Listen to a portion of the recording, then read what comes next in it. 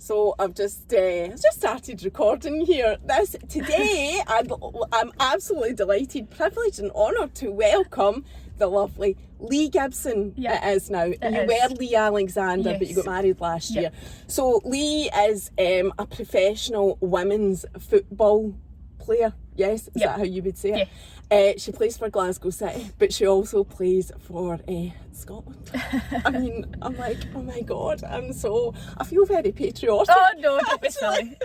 You must feel like that as well, though. It's no, it is. It's really special. I think when I started off playing football back when I was like 5, 6 in the playground, I would never have thought that I would ever get to this stage. So I know, and it really is, and I do want you to tell me all your story. It really has changed days. I've actually met Rose Riley as well. It's changed, and Shelley, I've met her. It's changed days from like Rose having to cut her hair and pretend her name was Ross and actually pretend to be a boy to get to play. And that's mad. Like, to think that it's terrible to think that that's what she had to go through, and that wasn't even all that long ago either. I know, that's what I was just going to say, because she's actually born 1955, same age as my mum. She's 68, so you know, it's not that old. It's no, but in saying that, you know, it's worth recognising in recent times, really recent times, how much the women's game has progressed. Oh, it's just it's exploded on the scene, massive. and especially you look at what's happening in Scotland. We're progressing all the time, but down in England, it's just, especially obviously the Lionesses winning the Euros, I know. It's just erupted for them. They are on the front of all the magazines, like all the deals that comes with it. Like, I think the game's grown so much that they deserve that platform now. Like, they deserve, and young kids now are able to actually watch them every week on the TV. That just was something that you probably would never have thought would have happened. So it's really nice to see that kind of change. And I only know that, well, I know that the women's English team did really well in the World Cup. They didn't win it, did they? No, they were third. Aye. Please forgive my ignorance as well for football, but I have tried to do as much homework as possible, because that would be so rude to come and speak to somebody that's in football and know nothing about it. Not at all. I know enough, I get by anyway. But what was I going to say about that? Funnily enough, when I was like looking into you and doing my research and whatever, and I mean, I love sport as a person purely because it wouldn't matter what sport it is, the people who play sport are incredibly positive. And you know, you have to be that. You have to be that. And like, I totally get that. And that is actually how the story... I think that's probably one side of us. You'll see like the really, really good bits, but you probably see the other side. A lot of people that will probably know me will go, oh, she's so moany, she does this, she does that when you're in training. But like, ultimately, like, all you want to do is just try and succeed, and you do it with a lot of your mates as well. And I think that's the best thing, is because it's a team sport, you've always got help and support around you. So it's just such a different thing that... And see, that, I always think with sport, it's a privilege, obviously, but it's such a world of, us normal people that aren't in, like, you know, elite sport, we don't really know what it's like. And I've had a couple of wee glimpses, and and there's a lot of things for me that strike me about it. Like, you're extremely protective of each other, like, very much, you know, you're not just playing the sport on the field, you're very much part of the team off the field. Like, I feel that. And there's nothing, like, there's no gossip, there's no anybody telling people things that they shouldn't be. And the girls, by the way, I'm jumping all over the place, but there's just so much in my mind. The girls that you were talking about, or the women in the English teams, I mean, you're absolutely right. That has exploded. They're on the cover of Vogue. They're stunning. There's no this stereotype. I'm going to say it because it does exist. 100%. The stereotype of what a woman footballer would look like. Because, that's like, I don't know. I can't remember the girl's name. There's one in particular, the blonde hair.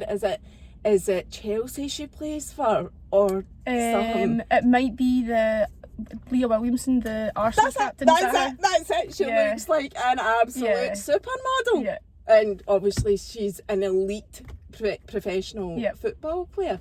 But anyway, that's just by the by. So as you can see, I have done my homework. I'm quite Yes, proud indeed. of myself about that. So going back to you, so the reason that I say that you'd got married, so obviously, again, you're not fitting that stereotype that's No. out there at all.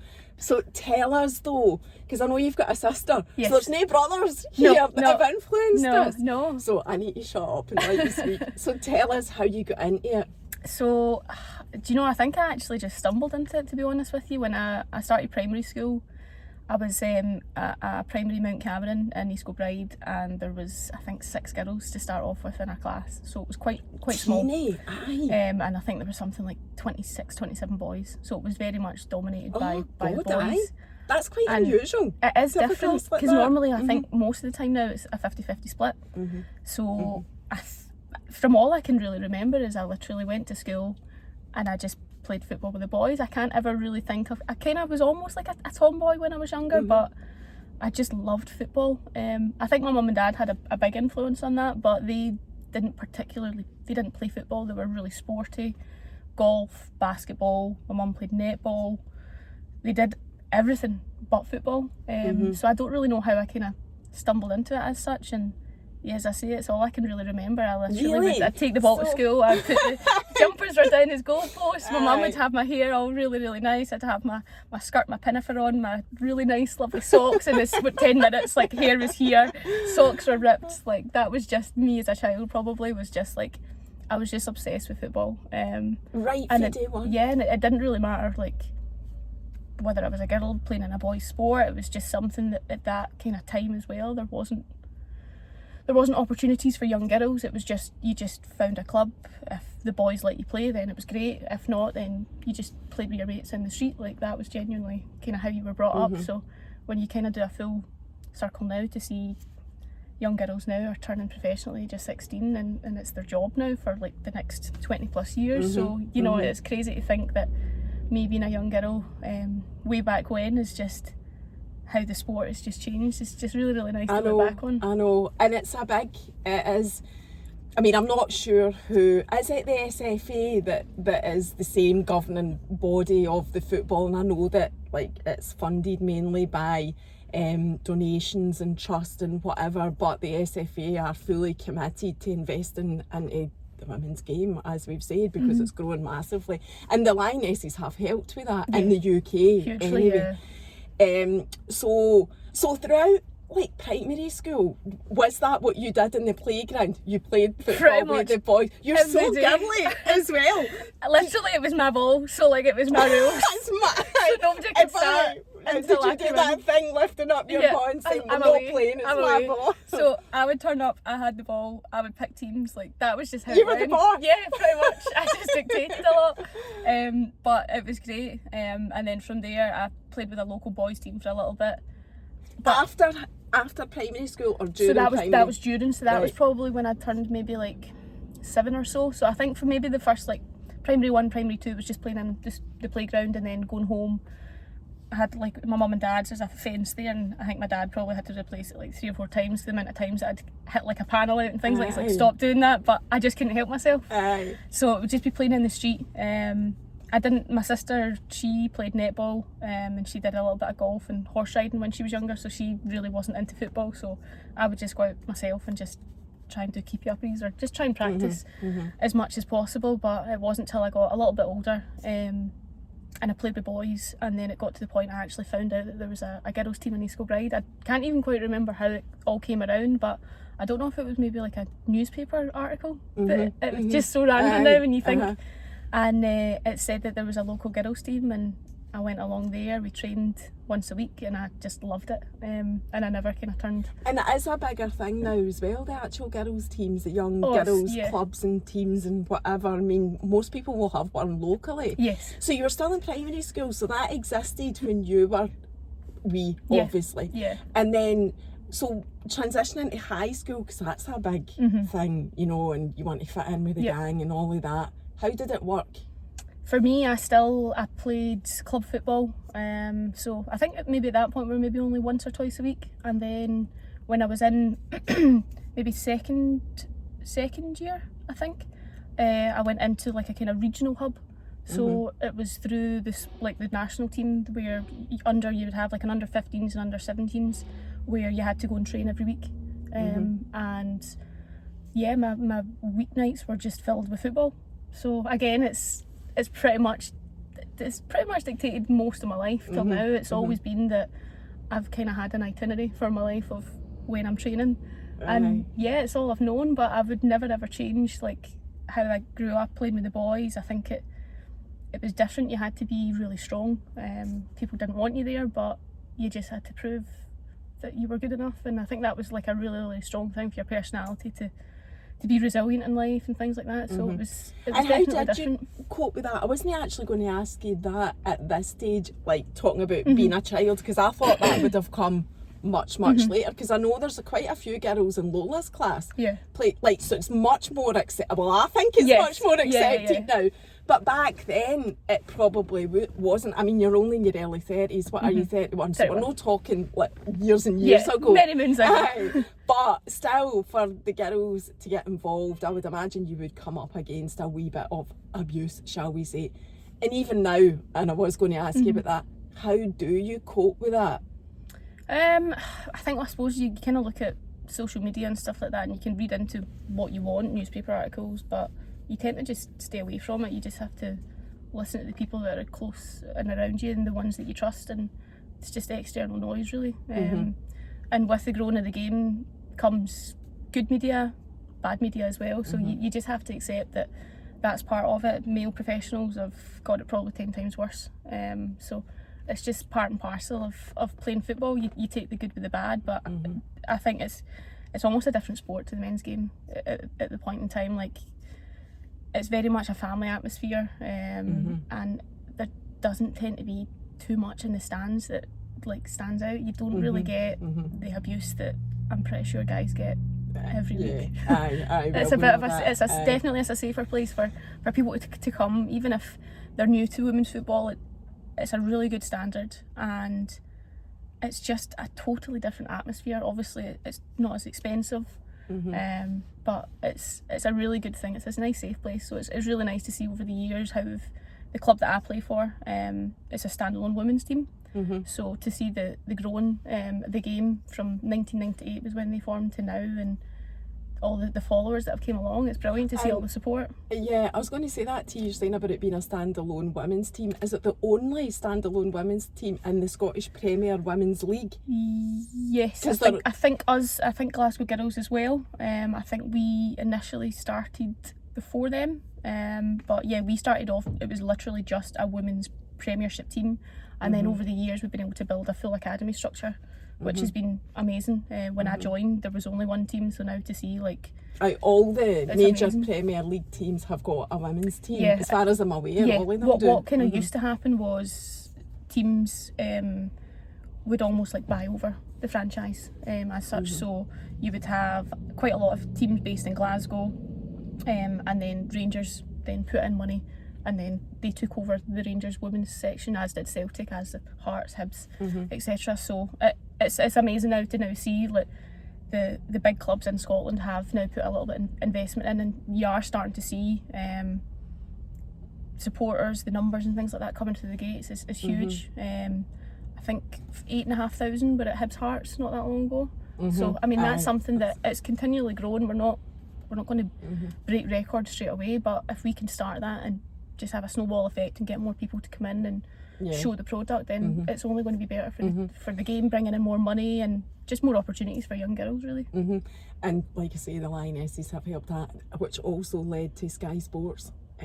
So all of that contributes to people going, especially I think it's really important for young girls to be able to see that, especially for up and coming talent, because they just don't know how good it could be. There's young kids now that people would always say, oh, who was your hero growing up? And I loved David Beckham, I loved Ronaldo when I was younger, and now girls are saying, oh well, I want to be the next Leah Williamson, I want to be the next Ella Toon, all these like household names now, that it's just they'll go in the street and they'll instantly be recognised. People will want to know them, they want, like, media want to know everything about them and all the sponsors and everything like that. So it's amazing now that women's sport is just starting to grow. Like, football's obviously just one part of it. You look at tennis, you look at athletics, everything is just, there just seems to be such a shift in direction of acceptance, which is just really so nice to see now. It's the way of the world, it's the way it should be going. Yeah. Everything and everyone should be accepted. Exactly. So you've talked through the primary school and high school. How did you get into the professional arena, if you like? Because I don't even know how established it was by the time you were moving into that, you know. So I I was just finishing high school, I think, and I was still playing with Glasgow City. I stayed there for one season, I think, and then actually I moved to Hamilton Accies. I saw you played for them. How did you were you scouted? So I'd played one season at youth, Right. and then I moved. So what kind of happened was there was maybe like 6 or 7 of us that had played in the Scotland 17s team, and we were then all kind of technically out of contract for the 17s. We were having to then move into senior football, and that was when Glasgow City kind of created essentially what was a second team. So we played in the lower leagues, and we had one season of like, we were all 16, trying to kind of break through into the women's game. So we played one season together as a team, which was just the best. It was so fun because it was all your best mates. And then from there we then all broke through into the first team. So it was within one season we were in the first team. Wow. We were all 16, 17. I played there for a little bit, and then I moved to Hamilton to get some game time, and I was there for just over a season, and then Glasgow City wanted to re-sign me, and that was me for 6 seasons, I think. So it was quite a long time. Yeah. So is that right up to the present day? So I went and played in Sweden for a year as well. I did see that. And then you came back. And then I came back. Aye.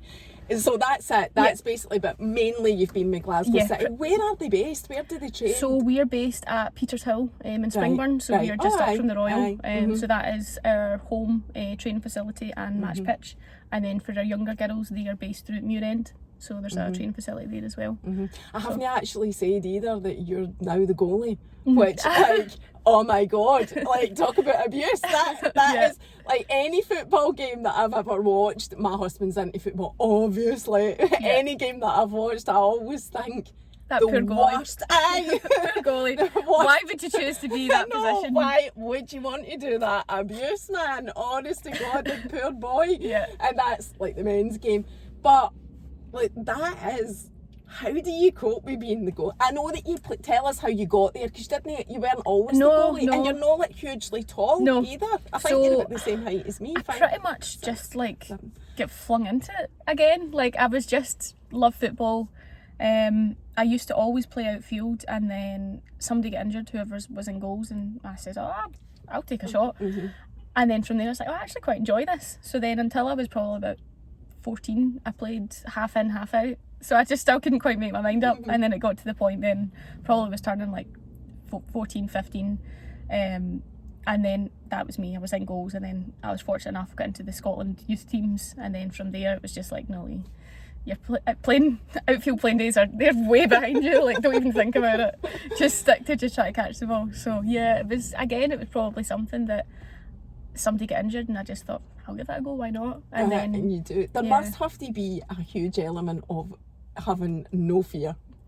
Yeah, like, I would say so. I mean, probably when I was a kid I was quite accident prone, but I didn't have like a fear of getting hurt, so maybe that was quite a good thing for me. I'd fall off my bike quite a lot and just probably pop back up again and go on it. So for me, yeah, maybe a wee bit of stupidity as well. I don't know. They always say goalies are a bit mad, but I'd like to say I'm probably one more like the calmer ones. Ah, right, okay. Because I did think that. Even though you do come across I was thinking she's going to be crazy. Because to be a goalie, you'd need to be it's crazy. Different, yeah.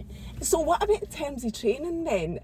Is the goalies training any different to like the players on the field? Yeah, quite a bit. So we pretty much go and train ourselves with the goalkeeping coach for easily 30-40 minutes every session. Then we'll come back in. So we'll just do everything dealing with hands, different feeds, try to catch the ball.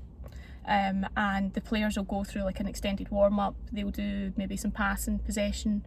And then we'll then all come together where we'll go into maybe like games or practice to lead up to a game. So we pretty much, myself, Erin and Sam's our goalkeeping coach at the club, we essentially just train ourselves. So it's almost as if we're a mini team within that, which is quite nice. So we work really closely together all the week, and then maybe the last half hour of training we then come together with the rest of the team. So yeah, it is almost like having that mini team within the team as well. So no, it's really good.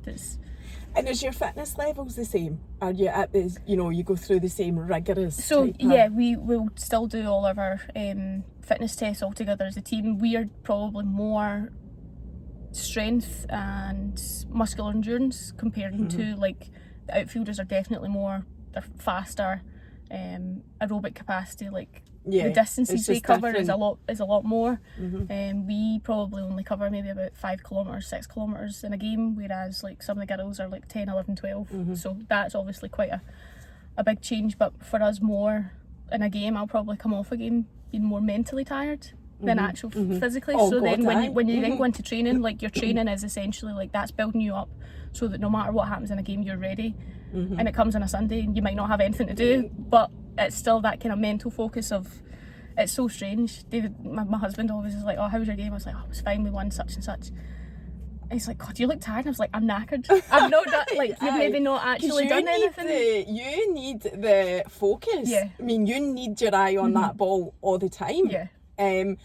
You're talking about strength. Do you do any specific strength training, weight training, or anything like that? So we're in twice a week at club as well, and then you sometimes do an extra one. So we've at least got 2 strength trainings within when we're actually on like the training facility. So we'll train in the morning on the pitch, and then we'll go straight into the gym and do, like, say for instance Mondays is all uppers, because it's just after a game, and then on a Thursday we'll do pitch, and then we'll go in and we'll do legs.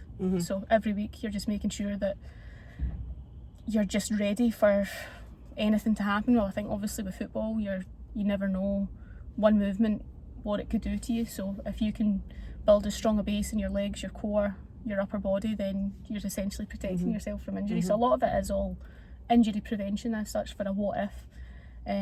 But yeah, it's totally different. You go from the outfielders might be doing something, and then us goalies are doing something else just for our shoulders and things like that. So it is, as much as it's a team sport, it's almost like you're an individual within that, because it's quite specific.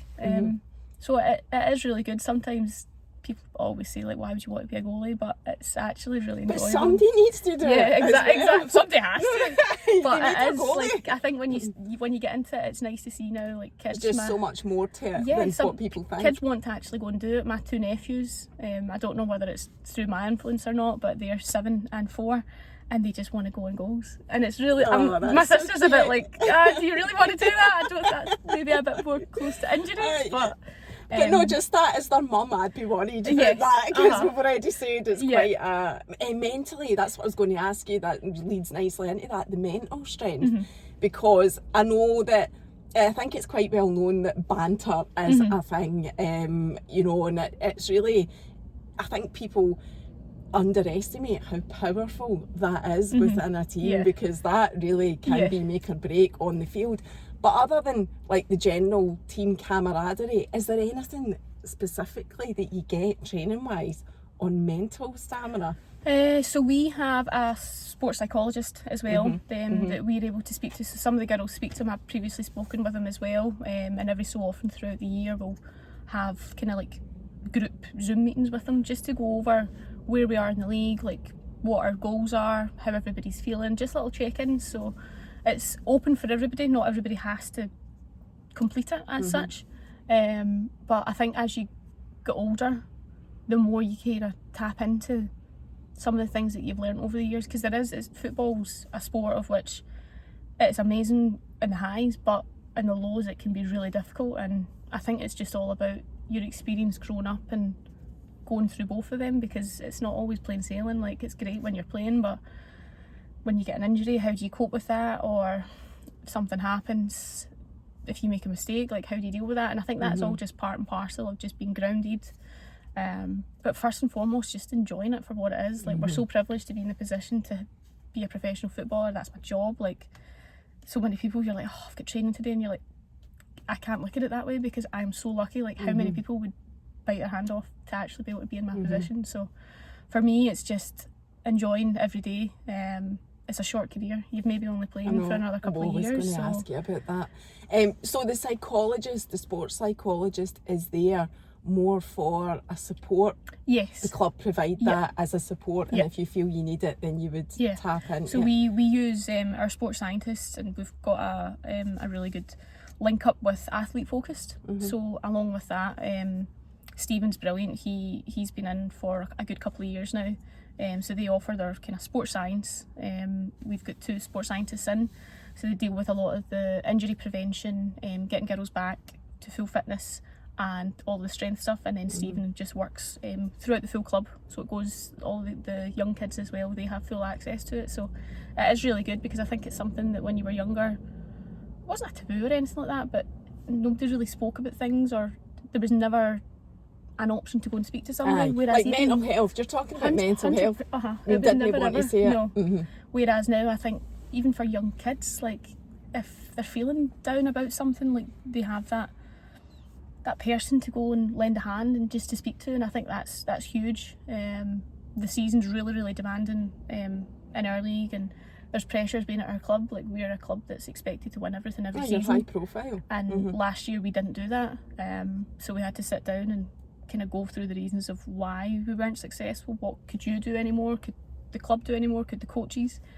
And yeah, it's just such a helpful tool to.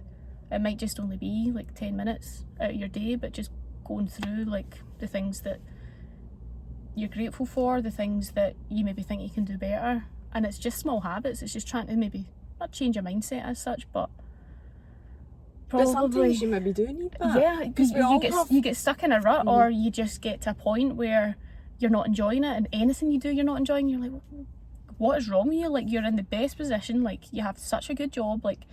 And it could just be the smallest thing, and it's just having, again, like, that's why I love being part of a team, is you've got some of your best mates there, like girls I've played with for like so many years. 2 of my bridesmaids were people that I've literally grown up with through football, so it's such a family community, close-knit, that I think we've now got a changing room that if anybody has an issue, that there's more than... We've got like a leadership group, but there's people that you can just drop in, and it's just a case of just being like every day just going in and ask and speaking to people, how are you today, like, and it's just do you having use those... it? Do you do it? I think you have to, because we have so many girls from so many different backgrounds. We've got girls from Costa Rica, we've got girls from Poland, New Zealand, 2 South Africans, so there's girls that have been really far away from home, and you don't know how it affects them just living away. Football, they might not be playing, like, how you need to check in to see how they are, because they might not have the same support net that you've got, or you've been at the club for so long, you know the manager, you know the chairman, you know the director, so you've got a really good relationship, but you don't know how they feel. Like, do they feel like they're involved and all of that? So I think for us, like, a lot of our senior players probably can reach out more a wee bit to even some of the younger girls that have just came through, just to be like, how are you getting on? See, in situations like this, I mean, I don't know if you do a lot of podcasts or anything like that, but are you coached on how to speak? Because that's another thing, like, sports people all speak a certain way, and it's that whole, it's very positive, but it is very teamy. Yeah. It's not even a word, but you know what I mean. But I have wondered that, because I watched your interview as well, I know we're digressing a wee bit, but it does link into the whole mindset and whatever.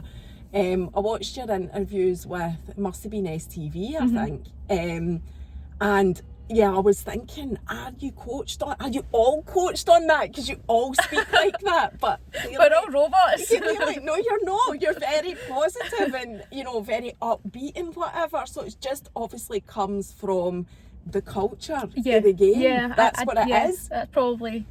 I think it is. Like, obviously when you go away with national team, you have media officers, and you know that there's going to be things that you're going to be asked, but I think you just, as you say, it's a culture that you're kind of brought up in, that nobody comes before the team, and you protect everybody all the same. And it's as I say, quite like, an amazing thing to be part of. You're just so privileged to be able to say that you're a professional, and I maybe only turned professional 4 years ago. Oh, is it? So that brings me back nicely to where you were in your story. So you've talked about how you got into Glasgow City, so you need to tell us how you got into the national team playing for Scotland. So I was really fortunate when I was younger. I played in the 15s, 17s and 19s youth squads.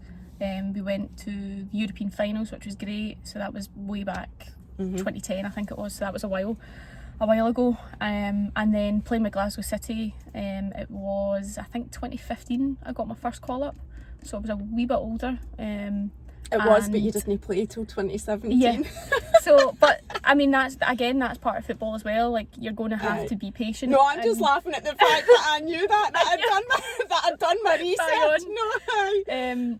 And yeah, so I was in for, I think, maybe 1 or 2 camps in 2015. And then I moved over to Sweden and played there for a year. And the national team had just qualified to go to the Euros, so this was the first time that we'd ever qualified for a major tournament. And my contract ended in late 2016, and I knew from 2017 in the build-up, for the 6 months building up to that I had to be home. Like, I knew that I had to be playing and be just showing that I was good enough to be there. So I re-signed with Glasgow City, and in the February I was called into the squad to go away for like an international friendly tournament, and I've been in ever since. What was it like getting that email? Do you know, actually I found it on Twitter. Which is bad, but what, somebody said it and you didn't even know, or something? It literally been released on Twitter, and I was like, oh my god, my name's on it. So it was it was really, really, really good. I think it was something that I'd been waiting for quite a long time, and I believed that I was good enough to be there, but I was patient and just really, really thankful that I'd got an opportunity. So for me, just to get the experience, I've been in for a couple of camps, and then obviously going to the Euros was amazing. And we do have a couple of women's Scotland players that play south of the border, that play with some of the huge... you've got obviously, like, you've got Erin Cuthbert down at Chelsea. She used to play for Glasgow City. So she's just a superstar. She's ridiculously good, and she's still so young. it's amazing. How old is she? She is, I think she's just turned 24, so she's still got so much of her career ahead of her. We've got Lisa, one of my really good friends. She's down at West Ham, previously at Arsenal. We've got a couple of girls at Arsenal as well. There's actually a lot of the squad that are down there. And then we've got Caroline, she's over at Madrid. She's played at Real and just unbelievably good. She's just world class. So that's what you can do. It's amazing to see what these kind of clubs, like your Arsenal, your Chelsea, your Man U, your Man City, your Barcelona. Like, Barcelona played Real Madrid last year and got over 90,000 in the new camp. Like, it was just, you'd never have dreamed that something like that, and they did it twice in the space of like 4 weeks. So to then see the opportunities for players, like top drawer players, going over there, and seeing Caroline, and she is just lighting that league up. She is outrageously good, and she's so down to earth and just such a good footballer. And it's just to see that she's flying the flag for Scotland over there. And obviously we've got so many girls down south. We've got girls over in America, Claire's over in LA, playing with Angel City. They are CEOs like Natalie Portman and stuff like that. It's ridiculous, some of the stories she's comes out with. Beckham not there as a coach. It's crazy. It's mad how far you can go. So yeah, it's brilliant to see, like, the girls down there, and they're all doing really, really well. And of course we all come together maybe like 5 or 6 times during the year for internationals, and it's been probably quite disappointing the last 18 months or so, because we failed to qualify for the Euros and the World Cup. But we know that we're a squad that's good enough to represent on the world stage, and it's just about trying to get us back there, because when we went to the Euros in 2017 and then we went to the World Cup, it was just the best experience. It's just crazy, like, even now to think, probably until you retire and you look back and think, God, never would I've ever thought that, one, I'd have played professionally, one, then 2, played national team, to then 3, go and play at a World Cup was just like never ever in your wildest dreams. So yeah, it's... And looking back, I think, is always when you appreciate it more. And that's not in a bad way, because you're just in You're the just in moment. the moment, yeah, you're stuck You're in it. doing your best in the moment. Yeah. You're not thinking about how great it is, Yeah. because then you wouldn't be focused Yeah. on the job. You need to do what you need to do. So true. Yes, exactly.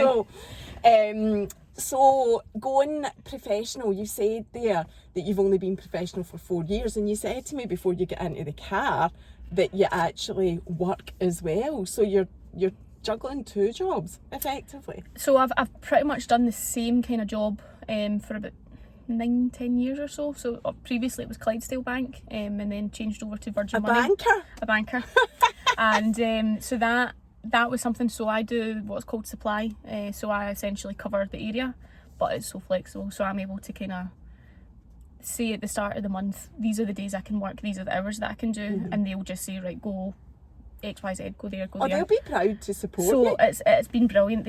I'm amazed you're not part of their advertising campaign, to be honest. They've been brilliant, to be fair, throughout the full time. And you know, I really, really enjoy it. I just enjoy just having my days off that I don't train. I'll go in, and depending on obviously our fixtures, whether it's a busy week, I'll maybe only work one of the 2 days. But just being able to go and speak to people, and just being away from football, and just having another thing to focus on. Because I think if I just sat in the house, I'd be demented.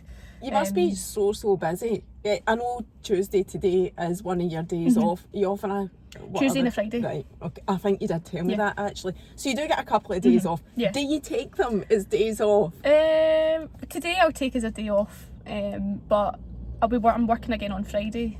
But I just quite like being busy. I do struggle to just be in the house and sit and watch TV. I don't know. It's when I was younger. You're active. Yeah, I had school, and then I went to uni, and then from there, so I've always had something to kind of focus my mind on, and I still really, really enjoy that kind of aspect of getting in and speaking to people and learning, and yeah, just keeping busy. Yeah, keeping busy. So you married the kit man. Yes.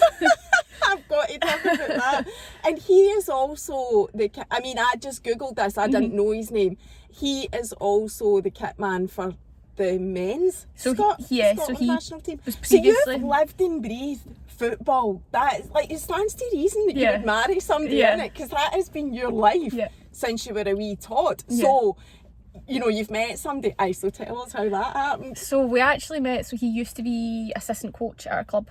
So that's how we met. So he was in, I think, from maybe like 2014, and then it was the season that I left and moved to Sweden. That was actually when we got together. So for the first year, we didn't actually really see one another. Right, okay. So it just came around, and he came over to Sweden as much as he could. And then whenever I was home or in the national team, I got to see him, which was really, really good. But it was always really different having him on camp as a side to being like a supporter. It was just different. So he was there for the Euros, but that was were we together? Yes, we were together back then. God, that's terrible. I mean, it was dreadful. And then obviously at the World Cup. So it was great to have him there, but almost that same way that he was working at the same time, and it maybe wasn't quite the same experience to having somebody that you didn't know anything about what was happening on the inside. But the positives are he knows exactly. He 100% gets it, and he's been involved in women's football for years. His cousin used to play, and he would take her to training. He would always go and watch her, and then he got involved. He was training and coaching at Celtic. Then he moved over to Glasgow City. So he just gets it, and I think that's the best thing. Is a lot of people probably wouldn't understand the hours, it's just football, you're not getting paid for it, why are you doing that? Like, he 100% was fully supportive, and yeah, we've been together since late 2015. How did you end up in West Lothian? We're in West Lothian, and we're not far from Hart Hill, where I'm originally from. I bet you couldn't believe that when I said it.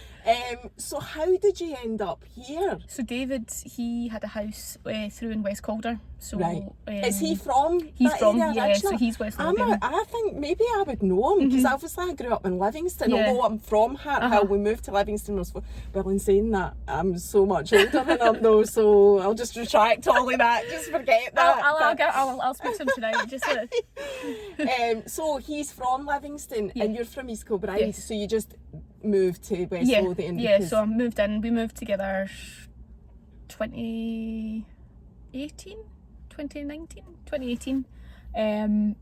And yeah, just commuted through. He was working through at Hampden anyway, but we had our own space, which was great.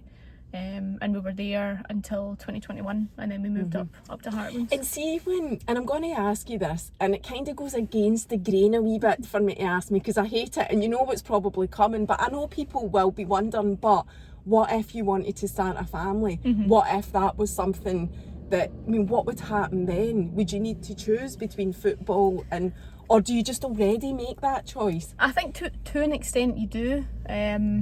Me being 31 now, I know that I've not got a lot of time left to play. I might only have a couple of seasons, and it's definitely something that we want to do, is we want to have kids.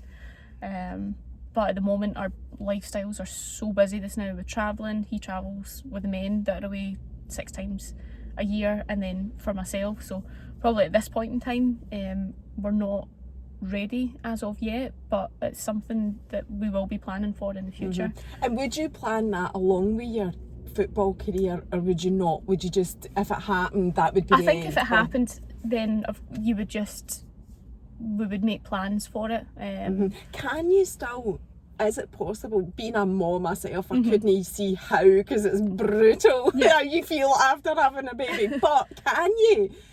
Is there women that play 100%, profession that are mums? So there's Rachel Boyle, who plays with Hibs. She's just coming back. She's come back from her second child. So after our first, she came back, and then she had another kid just a couple of months back, and that's her back in training. And then one of my close friends down in London, she had a lovely baby girl, Innes, who's actually came on camp, so she plays national team. So she came back in September and brought Innes with her, and it was just the best thing having a baby on camp. It was brilliant. And she got back really quickly, and as if she's never been away. So it's not a choice. No, it's not a choice. No. It's just something you would do. So what about like your age then? You talked about that, because like Rose Riley was 40 when she stopped. I was 38 when I had Lola, by the way, so there is plenty of time. But is that kind of like the standard 40? Because you'd never see in the men's game a guy playing till 40. I think it just varies. Like there's a lot of players that will play till they're a little bit older, but you will see that there'll be players that will probably retire roughly around like 34, 35. That's probably your kind of average time, would be around that to stop playing. So it's just dependent. Again, it could be on what happens in life, it could be injuries, kind of all things. You just never really know what's around the corner, so I think you just enjoy it for what it is in the moment, and then just take everything as it comes. And see, being part of the national team, again, I'm jumping all over the place, but it's things that are just popping into my mind that I was like, I must ask that.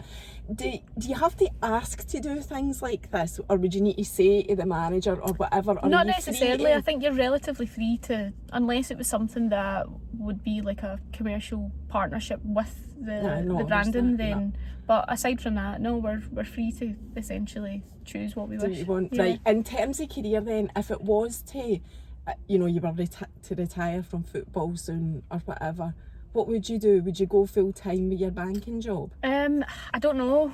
I really don't know. I went to uni, did an undergrad, did a postgrad in sports science, so I'd love to be able to use that. And I'm doing my coaching badges at the moment, so I would probably quite like to still be involved in football, whether that being in like a sports science background or a goalkeeping coach or outfielder coach. So yeah, or I could go in the bank. There's quite a few, so I've tried to get as much on my CV as I can.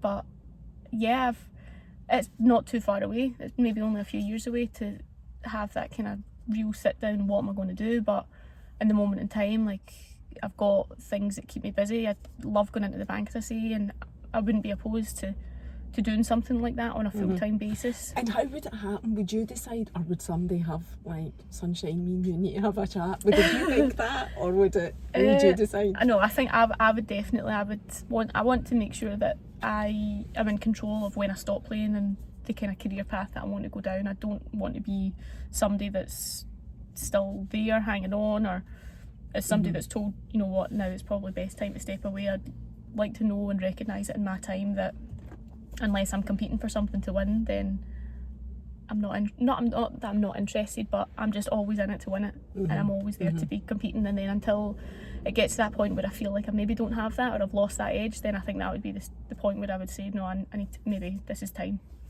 So. And how do you cope with the losses? And what's it like in the dressing room? And does Shelley give you a big rollicking? Like, we all want to know that. Is it really like that? Because I think about the David Beckham days and Alex Ferguson, and even still now, it's taboo to talk about what went on in the dressing room. And I know there are like certain things that you can't say, but what is it really like? Do you get a rollicking when you've lost? Every so often. I've worked under quite a few managers and they've all been really different. So first couple of managers, if you did something wrong, you knew you were going to get screamed at. But that was just part. Something wrong, but it's not like you would go doing it deliberately. No, true. But it would just be like a simple mistake or something that we hold ourselves to such high standards that something that's out with the norm, like a stray pass or giving the team a chance. You know straight away that you've done wrong, but you know in the back of your mind, when I go in there, they're going to tell me. For this. So that's just part and parcel. I suppose there is a way of being like, oh, you can't speak to people like that now, and at times have definitely changed. No, but I know, it's alright, you don't need to say that, but no, I do get it though. I do get how powerful that is. And you do it once, you never do it again. And it's like your mum and dad screaming at you being like, I'm not going to do that again. But, and equally he says, you're not landing anybody in it, the support's there. So, you know, you do have to sometimes have serious conversations. It was like that when I worked in the bank, you know, and that's no elite sport. But also on that note is then like the dressing room banter. And I didn't know that like the DJ, the dressing room DJ was a thing, right? 100%, but it totally stands to reason. And when you said it, again, I was just doing my research and I'm like, that is why, like, because you're not really into GBX. I'm not really into GBX. But I love George Bowie. Like, I love George Bowie in the morning, whatever. We do love George Bowie. It's not that we don't love him, but GBX is an acquired taste. So we'll have like bits. So some of the girls, like, I don't mind GBX, but like for a full playlist, some of the girls, especially in the national team, like, they're just like, get it off. So we go like, quite a lot of us are maybe like late 20s and early 30s, so it's a kind of some 90s, some early 2000s, things like that. What kind of songs? No, I want more information than that. I want to know what songs it is. So sometimes you get a little bit of Share, Believe. So they are motivational songs. They're still like decent. It's not like we're not sitting with just like an acoustic guitar, just everybody's just mellow. It's still something to get you going. 100%. So you've got that. You've got. God, it's literally, there's so many different songs. And you are the dressing room DJ, is that right? But that is how, like, so it stands to reason, it makes sense now, because obviously the men's national anthem unofficially was, what's it called? I Can Boogie? Yes, I Can Boogie. I know, but we know our sick of listening to that, I know. But that's obviously how it came about. But I heard George Bowie saying one morning on the radio anyway. But that was how it came about. Because somebody had said, get GBX on. And then it was, something, and then that came along. So it's a bit mental. So you are officially the DJ. Officially, if anybody else takes it off me, they're hounded. So when do you play, like, when's the times for the music getting played in the dressing room?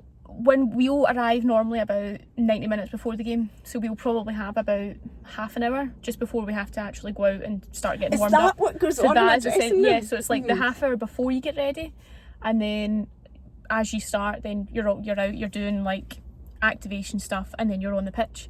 So from there, you don't have it. You'll obviously have like your music through the speakers, but that's just through stadiums, so we don't choose any of that. So it's literally just your 20-25 minute segment just before you're getting ready, so it's just to kind of get you ready for your warm-up, and then you go out and then you'll maybe get like 2 songs or something like that before you go back out. Doesn't that show you how powerful music is? I've said that it before. It totally is, and there's sometimes you have a really good playlist and you go out and you play rubbish, you're like, I'm not doing that again. you automatically blame it on it was like, it's the music, we're too hyped. Just stuff like that. Oh really? Yeah. Is there superstition things that you do? So I've always taped my fingers. My fingers are, I've broken quite a number of them, but I've not had an issue. Your nails are all done lovely. Yeah, it's one thing I always make sure. Show your nails, because people will want to see them. Can you see that? Look, they'll do this. Look, they're all sparkly. Was that your Christmas nails? No, so that was my January. So I'm going back again next week. Very good nail girl. Excellent. In Bathgate or something? No, she's actually city centre. In Glasgow, so you get it done when you're... Yeah, I just head through on my days off. So that's always one thing that I pride myself. As much as I'm a goalie, I like having nice nails and everything. Right, so we're talking about superstition. Is the nails part of the superstition? No. Right. So I've had issues many years ago, touch wood. And it's just something that I still always tape my 2 thumbs and my 2 index fingers. Just, I don't know why I do it. It's just like I feel ready once I've done it. So that is always. So it's now a superstition. So every single session, I never.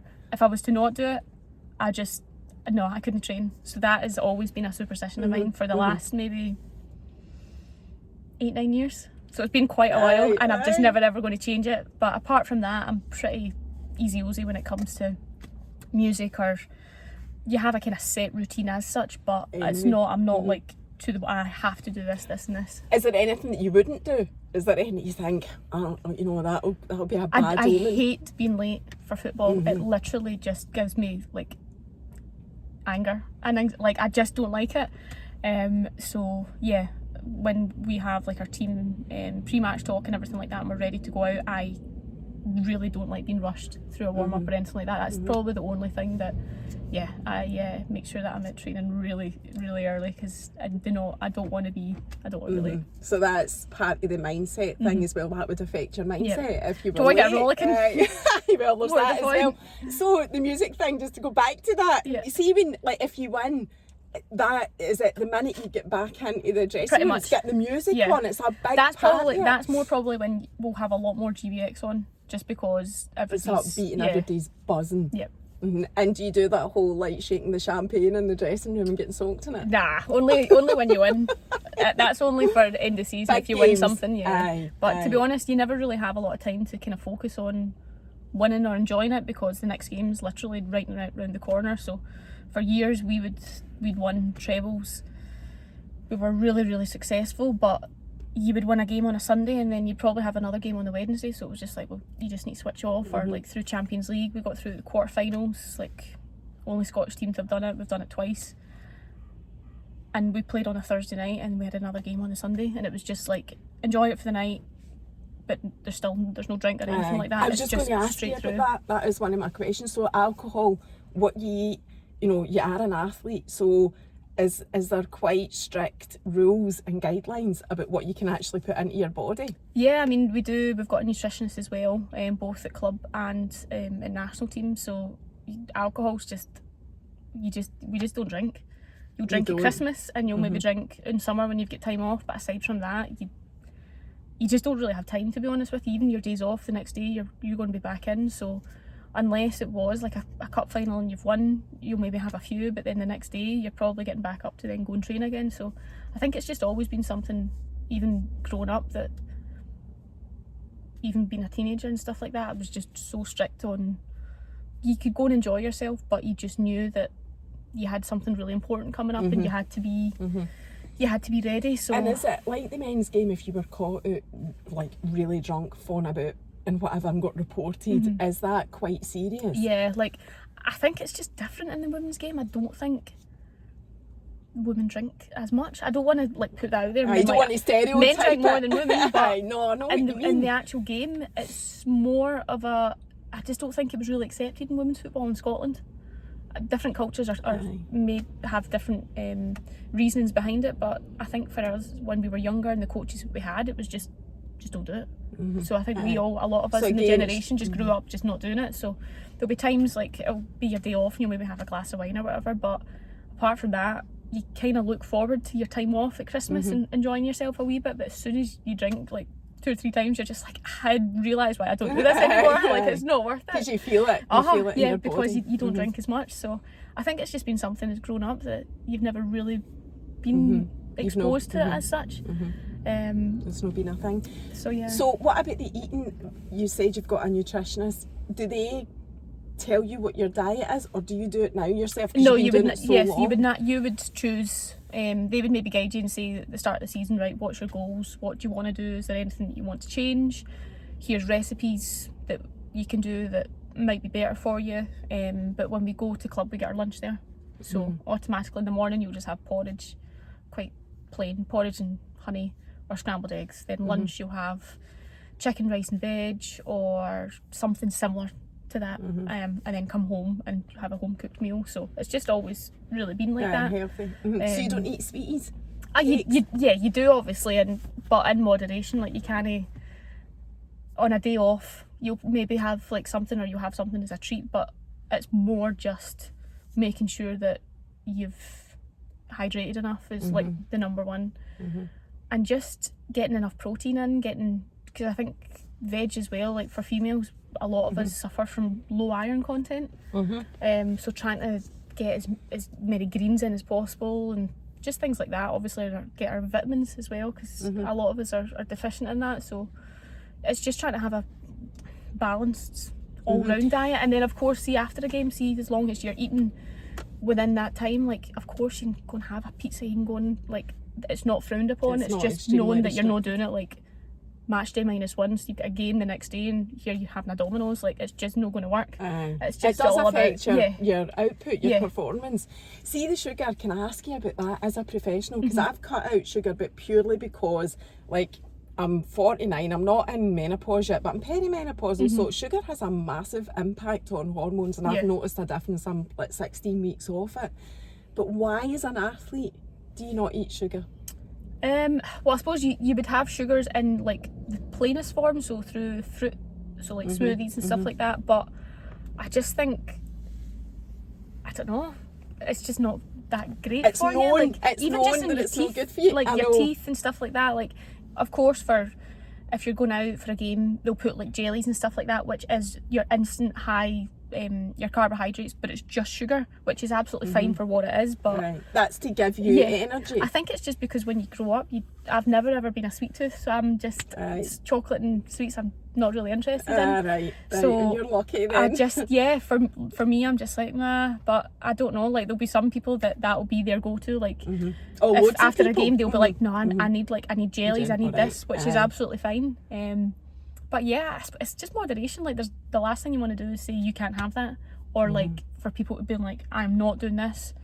Just have like a balanced enough lifestyle, like 80% really good, and then that 20% of have what you want. If you want to have chocolate, have it. Like don't feel as just don't restrict yourself. Don't completely. feel like you're not allowed to have that, because like it then has that relationship of like you can't, and as soon as somebody says you can't do it, you're like, I'm actually going to do that. I know, exactly. It has the opposite effect. I'm conscious of time, but I want to ask you for the last 2 wee questions, if you were to pick one, male and female, I'll ask you both, your most all-time favourite male player in the world, who would it be? Ronaldo. Which one? The most current one. Portuguese one. He has kind of went down in the estimations the last little bit, just with interviews and stuff like that. But yeah, he's been a bit of a rascal. He's just wanting more money, which I mean, he's got plenty. Christ, how can you want any more, man? But him growing up, his story, just everything about him, like didn't drink, lost his dad, and how hard he worked. He was always like, everybody's always going to have the Messi and Ronaldo debate about who's better, but for me, Ronaldo worked so hard to be the best and still does, and for him to have been so successful over so many different like countries and different leagues was just, and the age that he's at, like for him to still doing that, like he was always someone that when I was younger I was like, wow, like he is the best, because he worked so hard for it. And then for females, probably if you're looking at, I'd probably have two. I'd have Catherine Granger, who I was really, really fortunate to meet, the rower. Mm-hmm. More just for persistence, because was it 3 silver medals she got in the Olympics, and then finally on her last Olympics she got the gold, and she came in and spoke to us before we went to the World Cup, and she was just really, really good to listen to, and just really inspiring about just not giving up and having the belief in yourself and everything, like even though she was a little bit older. Or Serena Williams, like she's just an absolute beast. So they in are tennis. athletes, like, they're your yeah, top athletes. Yeah. Aye, Serena Williams is something just else, isn't crazy. she? Came back, had a kid, just like, Oh, there's the perfect example. yeah, Like, just not having to amazing, give like, up your sport for yeah. family. so Oh, just those that's kind of people that just are incredible. absolute animals in what they do, but just like normal people at the same time. Aye, I know, and that's it. Everybody is just still a normal person. Well, that's us. We've got about 40 seconds left. Thank you so much. It's been an thank you absolute very much. delight, Lee, a real insight to the game, the women's game, and the professional attitude and whatever. And we'll see you next time. Bye.